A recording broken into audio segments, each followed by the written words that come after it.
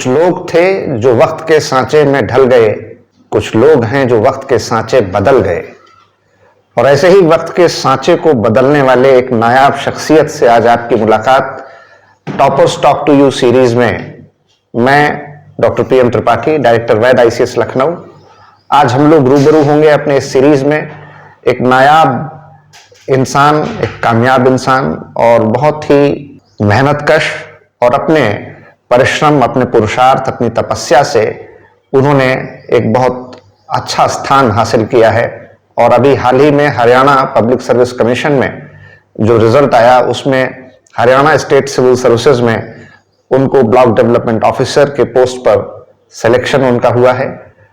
Toppers की कहानी, toppers की जुबानी, हम अपनी इस सीरीज को आगे बढ़ाते हुए आज आपसे बात कर रहे हैं श्री रजत अवस्थी, जो लखनऊ के ही रहने वाले हैं। और उन्होंने, हालांकि उनकी बैकग्राउंड इंजीनियरिंग की रही है, बीटेक उन्होंने मैकेनिकल इंजीनियरिंग से किया और उसके बाद 2016 में इंजीनियरिंग ग्रेजुएशन पूरा करने के बाद वो आर्ट्स और ह्यूमैनिटीज की तरफ मुखातिब हुए और उन्होंने अपना MA in history Lucknow university से किया।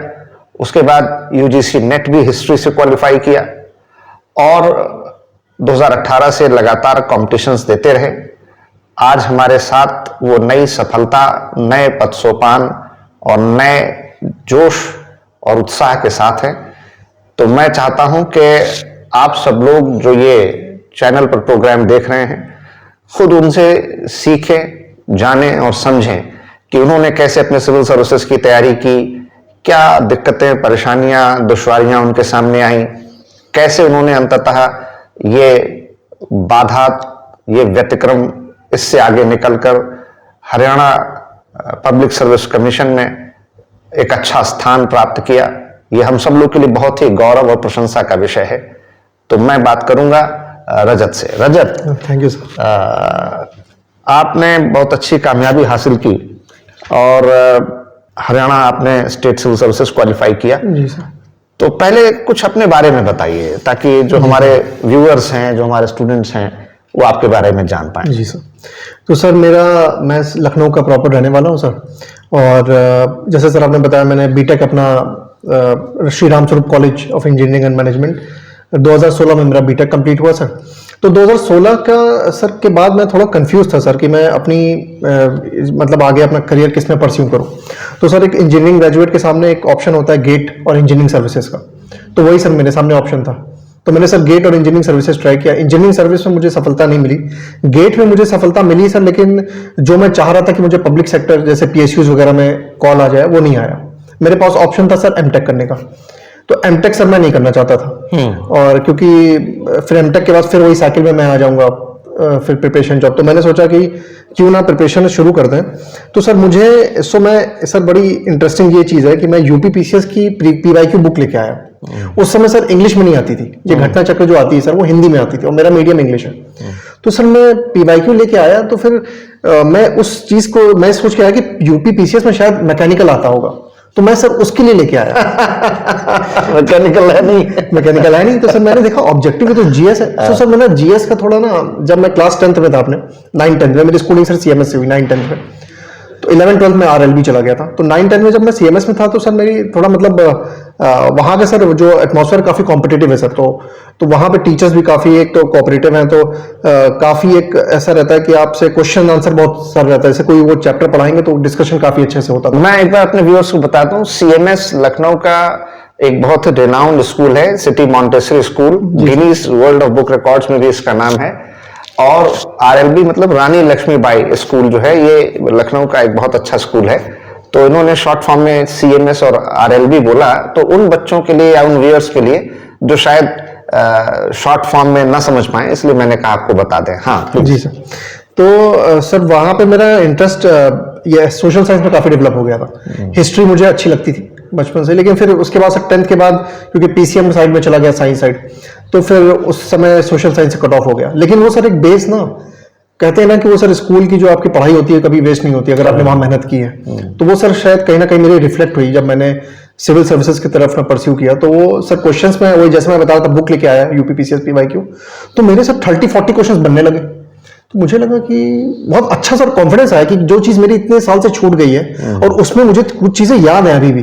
और उस समय से 2017 में 17-18 में पेपर बहुत ज्यादा टफ नहीं था, अब थोड़ा स्तर बढ़ गया हालांकि यूपीपीसीएस का, लेकिन उस समय सर इतना ज्यादा नहीं था प्रीलिम्स का।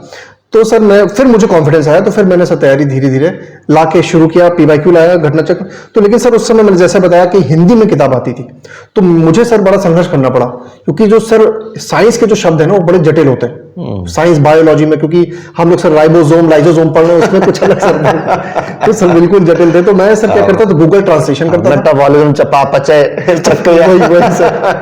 तो सर मैं क्या करता था, गूगल ट्रांसलेशन करता था क्वेश्चन का, इंग्लिश ट्रांसलेट करके फिर उसके बाद क्वेश्चन को सॉल्व करता था। तो बड़ा सर बहुत डिफिकल्ट टास्क था। तो 2017 में सर मैंने पहला अटेम्प्ट दिया यूपीपीसीएस का। उस समय सेंटर सर बाहर पड़ता था शहर से, मेरा सेंटर पड़ा कानपुर, और मैं एग्जाम देने गया। उस समय सर नेगेटिव मार्किंग नहीं होती थी, तो सर मेरे नंबर आए 120 और कट ऑफ थी सर 126 या 128। तो सर मुझे तब एहसास हुआ कि मैं बिना मतलब सिर्फ अपनी 3-4 महीने की तैयारी के बाद ही सिर्फ सेल्फ स्टडी पर, सिर्फ किताबों इतना करीब पहुंच गया सर। और बल्कि उस तरफ इंजीनियरिंग सर्विस और गेट, जिसमें मैं बीटेक से सेकंड ईयर थर्ड ईयर से ही मैंने सर प्रिपरेशन शुरू कर दी थी, तब भी मैं इंजीनियरिंग सर्विस के इतने करीब नहीं पहुंच पाया। तो सर मुझे फिर एक कॉन्फिडेंस आया, फिर मैंने अपने पेरेंट्स को बताया और मेरे माता पिता दोनों ने कहा कि अब इसमें तुम अपना तैयारी शुरू करो। तो फिर 2018 में सर मैंने तैयारी शुरू की। तो अब तो मैं एक सवाल जानना चाहता हूं कि एक स्टूडेंट जो अभी बिगिनर है, जी सर, जो सिविल सर्विसेज के बारे में सोच रहा है, बिल्कुल सर, तो अब जब आपका सिलेक्शन हो चुका है, तो ऐसे स्टूडेंट जो तैयारी शुरू करना चाहते हैं, उनको क्या आप मैसेज देंगे कि किन बातों का ध्यान रखें, कैसे सिविल सर्विसेज की शुरुआत में तैयारी करें? क्योंकि उनमें बहुत सारे शक शुबहे सवाल होते हैं, सोर्सेज ऑफ स्टडी क्या हो, कहां से पढ़ें, history, geography, polity, economy, general studies, science, technology का बहुत बड़ा सेक्शन है। और वही अगर आप आर्ट साइड के स्टूडेंट हैं तो आपको साइंस से रिलेटेड क्वेश्चंस में दिक्कतें आएंगी, अगर आप साइंस साइड के स्टूडेंट हैं तो आप हिस्ट्री, ज्योग्राफी में, पॉलिटी में आप कमजोर पड़ जाएंगे। तो कैसे उनको तैयारी शुरू करना चाहिए और कैसे फिर धीरे धीरे आगे हायर लेवल पर अपने कंपटीशन को ले जाना चाहिए? सर सबसे पहले तो जैसे सर सभी लोग कहते हैं कि एनसीईआरटी शुरू करनी चाहिए, मैंने भी सर एनसीईआरटी से शुरू किया। मैंने पीवाईक्यू तो शुरू किया, लेकिन पीवाईक्यू के बाद मैंने देखा कि एनसीईआरटी का महत्व सर है, तो एनसीईआरटी ने सर मेरा बेस डेवलप किया। फिर अगर एनसीईआरटी के बाद आप किसी कोचिंग इंस्टीट्यूट में भी दाखिला लेंगे तो वहां पे सर थोड़ा आसानी होगी आपको चीजें समझने में और कैच करने में। तो पहले तो एनसीईआरटी आप सब्जेक्ट की देख लीजिए, जो भी सब्जेक्ट की है, class 6 to 12, old NCERT, new NCERT. जैसे हिस्ट्री में पर्टिकुलर कुछ थीम्स करके एनसीईआरटी है, न्यू एनसीईआरटी पार्ट 1, 2, 3, तो वो आप देख सकते हैं एशियन मेडिवल मॉडर्न के लिए। तो इसके बाद जो बेसिक चीज, सेकेंडरी चीज है, वो आपकी है सिलेबस।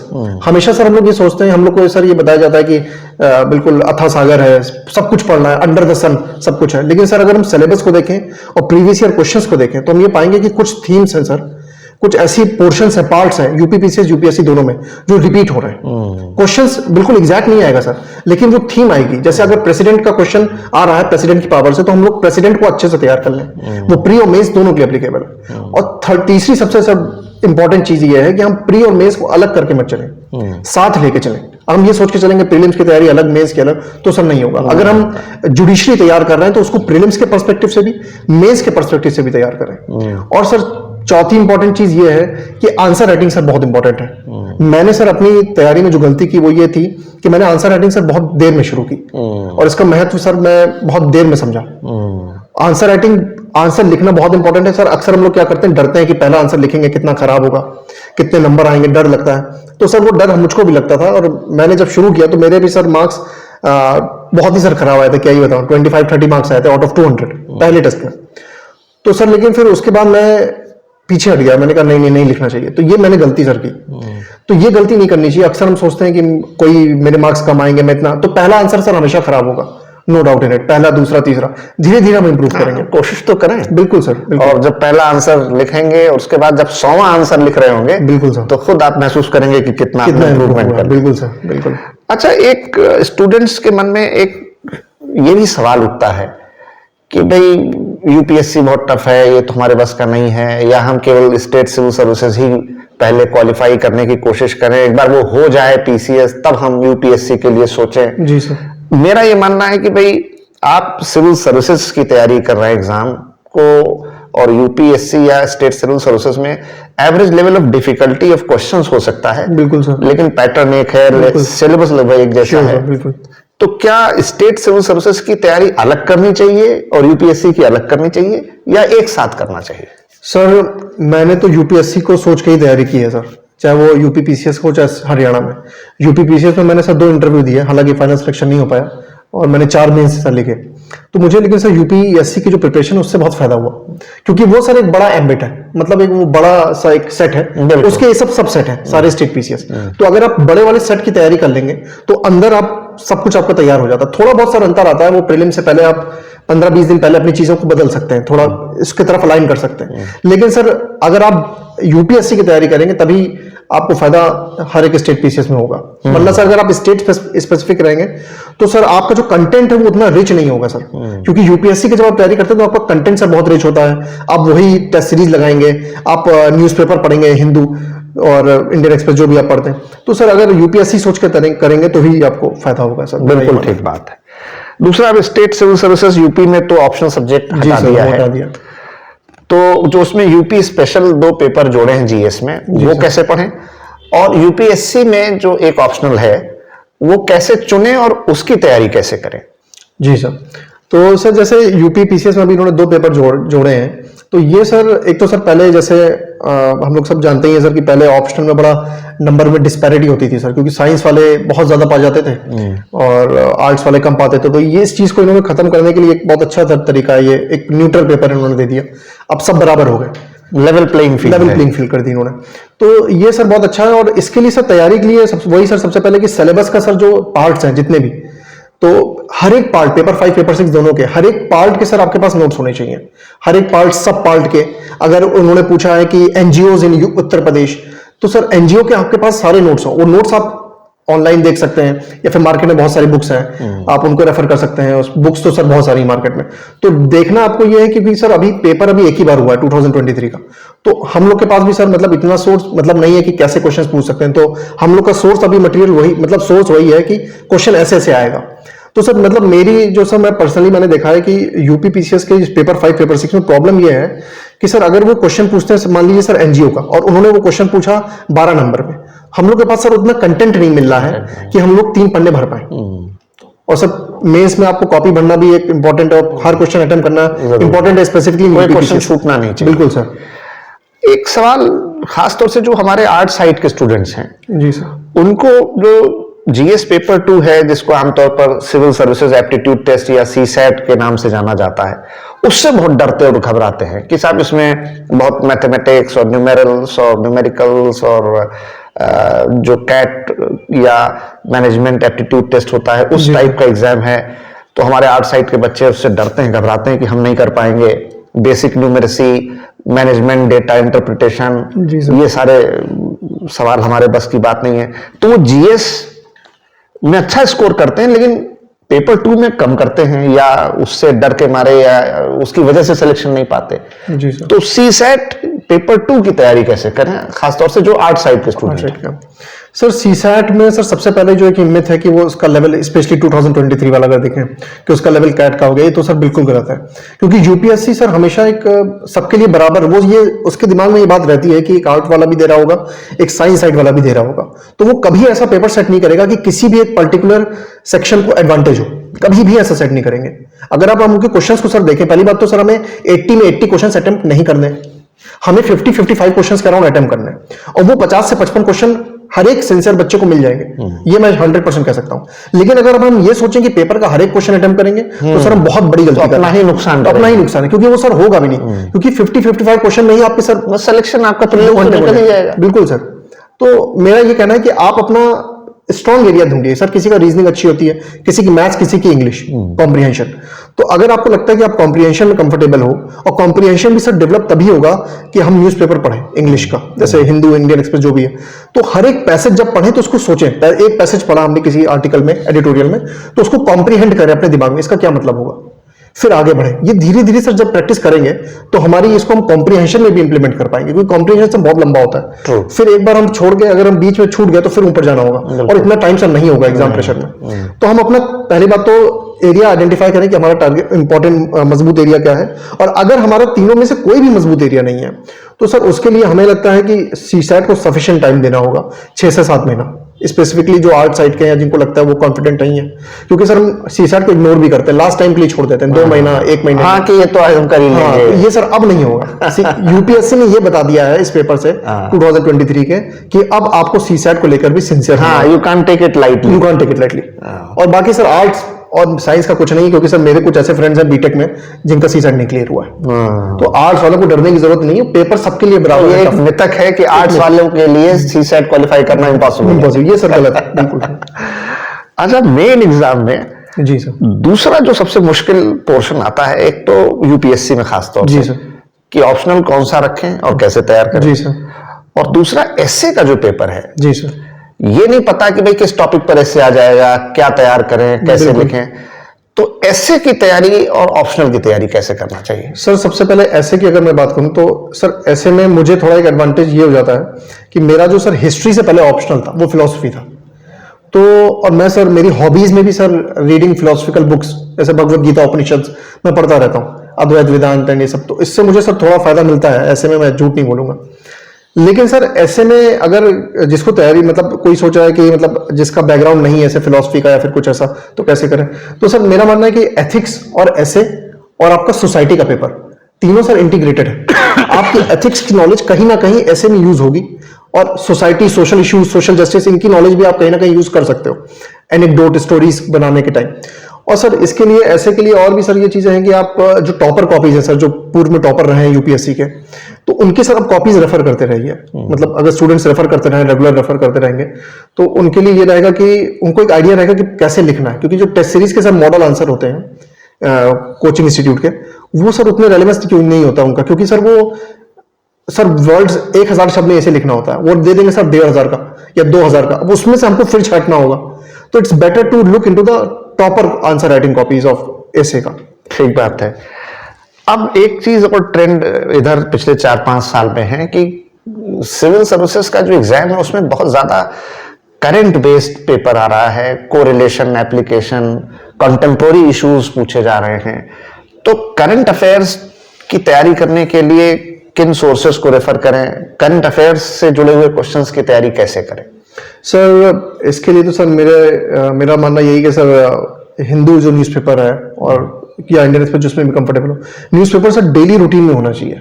जैसे हम लोग कभी ब्रश करना नहीं भूलते, नाश्ता करना नहीं भूलते, वो हमने अपनी लाइफ का पार्ट बना रखा है दिनचर्या का, वैसे ही सर न्यूज़पेपर अपने हिस्सा होना चाहिए डेली एक्टिविटी का हर एक एस्पिरेंट के लिए, क्योंकि न्यूज़पेपर को सर कोई मैगजीन रिप्लेस नहीं कर सकती है। और न्यूज़पेपर के बाद सर फिर अगर आपको लगता है कि आपको किसी मतलब एक मंथली कंपाइलेशन की जरूरत है, तब आप रेफर करिए, लेकिन न्यूज़पेपर के रिप्लेस करके वो नहीं होनी चाहिए। आप न्यूज़पेपर के साथ उसको सप्लीमेंट करिए। हाँ, जैसे पहले बच्चे एग्जाम के 1 महीना पहले सोचते थे कि हम करंट साल भर का पढ़ लेंगे, तो एक मैगजीन ले आएंगे करंट अफेयर्स की, और जिस साल एग्जाम दे रहे हैं बस उसमें प्रीलिम्स के 1-2 महीना पहले या मेंस के पहले वो देख लेंगे। ऐसा बिल्कुल नहीं सर, मैं आपको पूरी तैयारी हर साल हर दिन बिल्कुल करंट की करनी पड़ेगी। सर मैं आपको एग्जांपल देना चाहूंगा, जैसे कि न्यूज़पेपर का मैंने कई रेलेवेंस अपने मेंस में देखे सर। क्या होता है कि सर क्योंकि कंपाइलेशन सर हर एक इशू कवर नहीं करता, और कई सारे पेपर में सर ऐसे क्वेश्चन आते हैं जो 2-3 साल पुराने हैं, और वो आप अगर सिर्फ मंथली ईयरली कंपाइलेशन के दम पे जाएंगे तो आपको कोई इशू पता ही नहीं होगा। तो सर मुझे याद है कि सर मैं यूपीपीसीएस का मेंस दे रहा था, उसमें एक क्वेश्चन आया था मुझे जीएस पेपर 3 में, साइंस टेक का था, और वो चीज सर मैंने 2 साल पहले पढ़ी थी, लेकिन सर वो पता नहीं कैसे याद था, न्यूज में पढ़ी थी एडिटोरियल में, और सर हिंदू में एक संडे को साइंस पेज आता है, साइंस एंड टेक पेज, उसमें साइंस एंड टेक की, वो सर मुझे वहां रिकॉल हो गया कि मैंने अच्छा वहां पढ़ा। असल आपके मेमोरी में कहीं ना कहीं पीछे पड़ी रहती है, तो रिकॉइल मेमोरी होती फिर आ जाती है। बिल्कुल सर, बिल्कुल। लास्ट क्वेश्चन है जो कि बच्चे प्री क्वालिफाई करके, मेंस क्वालिफाई करके, अब last hurdle of this race, interview या पर्सनैलिटी टेस्ट या पर्सनैलिटी असेसमेंट, जी सर, उसके लिए खास तौर पर किन चीजों का ध्यान रखना चाहिए, और पर्सनैलिटी टेस्ट या जिसको आमतौर पर हम इंटरव्यू कहते हैं, उसको कैसे तैयार करना चाहिए? सर पर्सनालिटी टेस्ट में तो सर जैसे कि हम सबसे पहले करंट इश्यूज हमारे तैयार हो, जो भी हमारे कंटेम्प्रेरी इश्यूज टाइम चल रहा है। जैसे सर मैं जब हरियाणा का इंटरव्यू देने गया था, उसी टाइम सर इजराइल और हमास का वॉर स्टार्ट हुआ, और वो सर मैं तैयार करके गया, वही क्वेश्चन आया भी। क्या बात है। तो सर ये सब चीजें हैं, मतलब कि आप पहली बात तो आप करंट अफेयर्स के इशू तैयार करके जाइए, जिस भी स्टेट से जिस भी शहर से आप हैं उसकी हिस्ट्री ज्योग्राफी आपको पता होनी चाहिए, और आपकी हॉबीज अगर कुछ हैं तो उनको जरा आप अच्छे से पढ़ लीजिए, समझ लीजिए, क्योंकि अक्सर हम लोग बोल देते हैं सर, लड़के लोग बोल देते हैं क्रिकेट खेलना, अब वो क्रिकेट की सर एक एक चीज में आ जाएंगे कि ये उसकी विड्थ क्या है, पिच के बारे में पूछेंगे, ऑफ साइड लेग साइड सब पूछेंगे, हम लोग बता नहीं पाते हैं सर, तो ये प्रॉब्लम हो जाती है। तो जो भी हॉबी आपकी है उसके ऊपर आप प्रॉपर, मतलब एक आपको एक ओवरव्यू होना चाहिए, इंपॉर्टेंट चीजें, उसकी इंपॉर्टेंट टर्म्स टर्मिनोलॉजी आपको पता हो। और इंटरव्यू के साथ सर मतलब कोई कई मॉक इंटरव्यू सर होते ही हैं, जैसे वैज में भी सर होते ही हैं, तो ये मॉक इंटरव्यूज आप लीजिए, और गाइडेंस सर जैसे आपका सर है, आप एक्सपीरियंस सर हैं, तो आपका एक्सपीरियंस भी बच्चों को सर मदद करेगा। एक लास्ट क्वेश्चन मेरा जो बड़ा इंपॉर्टेंट है, जी। हमारे बहुत सारे होनहार स्टूडेंट्स हैं जो तैयारी कर रहे हैं, प्री मेंस निकल रहा है, इंटरव्यू तक भी पहुंच रहे हैं, लेकिन फाइनल सिलेक्शन किसी ना किसी वजह से नहीं हो पा रहा है। जी तो अब इतना लंबा प्रोसेस होता है कि जब आप इंटरव्यू से छटते हैं तो वो सांप सीढ़ी के खेल में जो 99 पे पहुंचा वो सीधे 0 पे आ जाता बिल्कुल है। सर, बिल्कुल। फिर से आपको प्री देना पड़ेगा, मेंस देना पड़ेगा, तो मन में बड़ी हताशा, निराशा, कई बार डिप्रेशन हो जाता है, तनाव हो जाता है बच्चों को। तो अगर आप किसी भी वजह से प्री मेंस क्वालिफाई कर रहे हैं लेकिन इंटरव्यू में फाइनली आप नहीं कर पा रहे हैं, तो उस हताशा, निराशा, अवसाद से बचने के लिए, उससे बाहर निकलने के लिए और फिर से प्रीलिम्स की तैयारी शुरू करने के लिए अपने आप को कैसे मोटिवेट करें और कैसे अपने आप को उस तैयारी का हिस्सा बनाए रखें, अपना हौसला बनाए रखें? सर ये मैंने पर्सनली अनुभव किया कई बार, और मैं नहीं चाहूंगा कोई एस्पिरेंट ये अनुभव करे उनका सिलेक्शन हो जाए। मेरा सर इंटरव्यू का रिजल्ट 7 अप्रैल 2023 को आया था, यूपी पीसीएस का 2022 वाला, और सिलेक्शन नहीं हुआ सर मेरा। उसके बाद सर ये प्रीलिम्स था 14 मई को, अप्रैल से मई के बीच टाइम। अब वो सर बड़ा डिफिकल्ट टाइम था, जैसे आपने सर बताया, क्योंकि सर हर एक इंटरव्यू देने वाला ये सोचता है कि मेरा सिलेक्शन हो ही जाएगा, बल्कि वो जानता है कि उतनी सीटें नहीं है जितने लोग को इंटरव्यू के लिए बुलाया है। तो लेकिन वो सर हम लोग सब मान के चलते हो ही गया, बस हो ही गया। तो सर सबसे इंपॉर्टेंट उस टाइम मेरा जो फेज था वो सर सबसे मेरा कह सकते हैं एक डिप्रेसिंग फेज था, वो सबसे, मैं उस फेज में काफी हताश था। और मैं, क्योंकि सर आपके साथ साथ आपके घर वालों की उम्मीद भी जुड़ जाती है, और कहीं ना कहीं आप सर अपने आप को समझा लेते हैं, लेकिन आपके घर वालों को समझाना थोड़ा और मुश्किल हो जाता है कि उनका फिर से साहस बांधना कि नहीं होगा होगा। तो सर मैंने क्या किया कि जब मैं हताश था तो मैंने सोचा कि ये मैंने तैयारी शुरू क्यों की, वाई। अगर ये चीज हमारे दिमाग में सर है ना, वाई, तो सर हम लोग हर एक परिस्थिति से लड़के निकल सकते हैं, बाहर आ सकते हैं। कि हमने तैयारी शुरू क्यों की थी, अगर वो तैयारी, अगर हमें वो पता है सर, तो हम लोग वो, क्योंकि सर एक हमारे अंदर इनर मोटिवेशन का काम करता है, अंदर एक सर ज्वाला जलाएगा। जैसे कभी कभी ज्वाला जरूर धीमे पड़ सकती है, लेकिन जब फिर से हम उसको ध्यान करेंगे क्यों की थी सर, किसी का कारण होता है कि हमें समाज सेवा करनी है, किसी का होता है कि हमें माता पिता का सम्मान के लिए करना है या अपने सम्मान के लिए करना है, जो भी आपका कारण है, वो अगर आपका स्ट्रांग है, वो आपके अंदर है, तो वो आपको फिर उठ खड़ा कर देगा sir. That will keep you going. Yes sir, very good.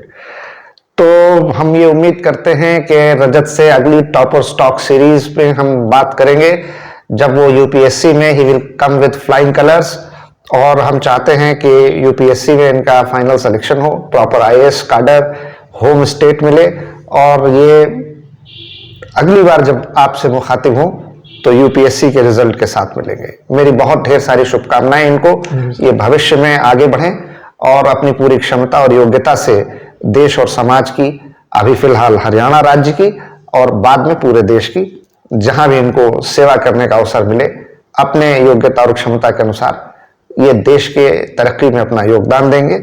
ऐसी मेरी ईश्वर से प्रार्थना और आशा है। धन्यवाद। जय हिंद।